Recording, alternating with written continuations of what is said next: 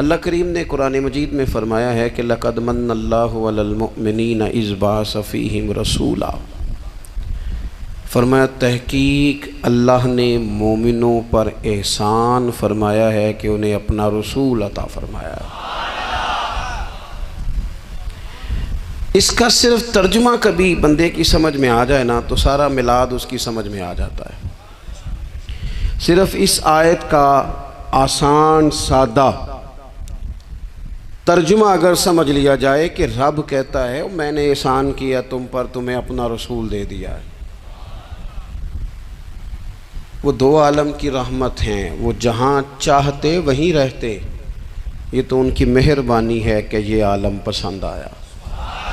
नबी पाक सल्लल्लाहु ताला अलैहि वसल्लम हमारे ऊपर रब का सबसे बड़ा एहसान है।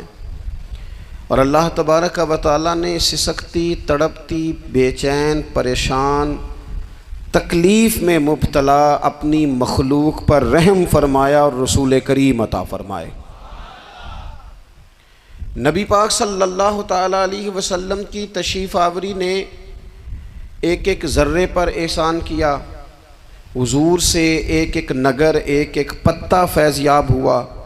लेकिन बाज़ चीज़ें ऐसी हैं जिन्हें खुसूसी तौर पर सरकार ने नवाजा। बाज़ मामलात पर ख़ास करम नवाजी हुजूर ने फरमाई। एक अहम मसला है अकीदे का मसला। जिस बंदे का कोई अकीदा नहीं ना होता, कोई नज़रिया नहीं होता, कोई उस शख्स का ख़ास मिजाज नहीं होता समझने वाला, मानने वाला, वो बंदा भी बेचारा कोई ज़िंदगी का लुत्फ़ नहीं उठा पाता। उसका कोई नज़रिया ही नहीं है, कोई सोच ही नहीं है, कोई उसकी फ़िक्र ही नहीं है उसने किस तरफ जाना है। अकीदा ना हो बंदे का, यानी दुनिया में माज़ अल्लाह कुछ ऐसे लोग पाए जाते हैं जो सिरे से अल्लाह ताला कोई नहीं मानते। ज़िंदगी कैसे गुजरेगी? वो अपनी तवज्जुहात का किबला किसे बनाएंगे? और फिर दुनिया में कुछ लोग ऐसे गुज़रे जो कई कई खुदाओं के कायल, कई। और फिर अहले अरब का तो ये हाल कि 360 बुतों के सामने झुकते। मुझे बताइए, जिस बंदे को यही खबर ना हो मेरा खालिक और मालिक कौन है, जिसको यही पता ना हो कि मेरा रिस्क कहाँ से आता है, मैंने मांगना कहाँ से है, जिससे ये खबर ही ना हो कि मेरी दुआओं का रुख किस तरफ होना चाहिए, उसकी भी कोई ज़िंदगी है? नबी पाक अलैहिस्सलाम ने सबसे बड़ा एहसान ये फरमाया है कि हमें अकीदा तौहीद सिखाया है। हुजूर ने हमें हर जगह से छुड़ा के रब करीम की बारगाह में सजदा करने का हुक्म दिया है।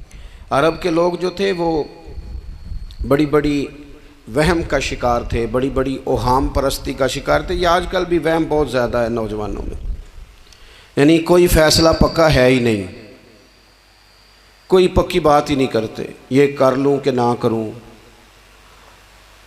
अगर आप कहते हैं तो कर लेता हूँ, वैसे इसमें फ़लानी कमज़ोरी भी है, और अगर मैंने ना किया तो फ़लाँ मुश्किल भी है। भाई जिस बंदे ने कुव्वत फ़ैसला ही नहीं पाई, उसने इरादा ही पक्का नहीं किया कि उसने किधर जाना है, तो वो सफ़र कैसे करेगा? सफ़र तो उस बंदे का मुकम्मल होता है जो सफ़र शुरू करता है।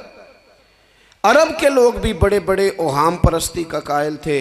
वो जब कुर्बानियाँ करते थे तो उनका गोश्त ला के काबे की दीवारों के साथ मला करते थे। ये कबूलियत की अलामत है। सारे कपड़े उतार के काबे का तवाफ़ करते थे। जब एहराम बांध लेते, हज उम्रे का इरादा करते, तो दरवाज़ों से दाखिल नहीं होते थे। वो कहते थे कि दरवाज़े गुनाहगार हैं और हम चूँकि अब नेक काम कर रहे हैं लिहाजा ऊपर से होके आएंगे। रसूल करीम अलैहिस्सलाम ने उन्हें इन सारे वहमों से, सारी परेशानियों से, इन सारी बदशगुनियों से निकाल के कहा, अल्लाह तुम्हारा मालिक है, अल्लाह तुम्हारा मुहाफिज है, होगा वो जो रब चाहेगा।